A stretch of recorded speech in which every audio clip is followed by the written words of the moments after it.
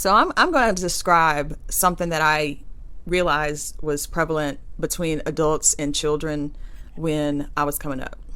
So anytime it was a group of adults or, even just your parents or, just grown folks talking, and of course there's kids running here and there or what have you, but sometimes, and this is the kid I would be the one to want to sit around the grown folks because I would be listening. But the one time I made a mistake and tried to interject on something that they were saying, I got chewed out by every one of them. And like my mom, oh gosh. So all I'm saying is my experience that I can recall as a young kid being, I guess, intrigued by adult conversations, I was shunned. I'm not going to say I was shunned from having any sort of opinion on anything that an adult is talking about.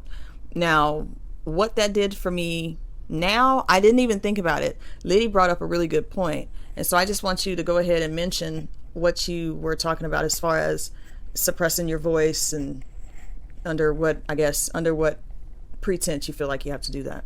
I feel like a lot of the times when you want to express yourself maybe emotionally to others, such as like your parents or maybe people you look up to, oftentimes I find that it's kind of perceived to them in a way of like disrespect or like talking back, and not so much as like understanding how you feel. And I feel like a lot of the times they think maybe they're a higher up than you, and like you are below them, so they don't see you. Of course, most parents don't see their children as equals, but I also think that sometimes ends up like suppressing their feelings and not making sure that like what they feel is okay.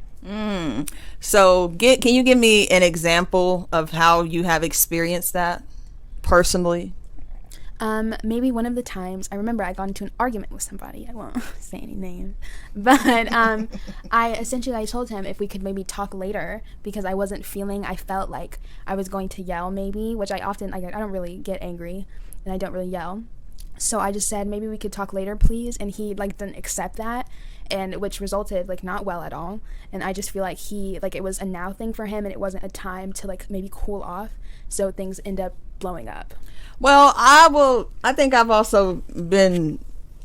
done that before too, but really I think it depends on the topic of the whatever the parent is wanting you to talk about. Like if it is something that is emotionally charged for you and they want to know what happened now,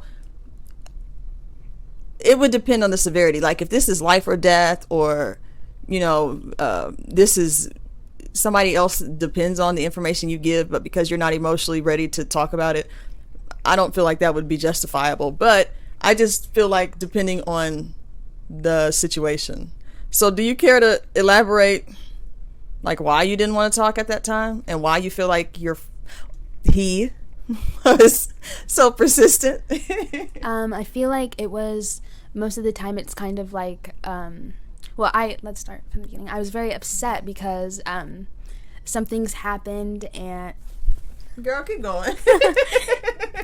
You don't have to go into too much detail, but I'm just trying to make sure that his pestering for more information, was it justified, or was he insensitive to the fact that maybe you were still processing the events that had you upset? You just said you really don't get upset.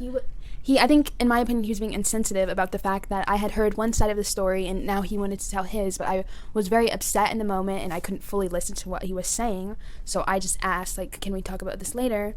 And he did not like that. So I feel like he used his authority to just kind of make me sit down and listen to what he had to say. And then from there, it just got heated.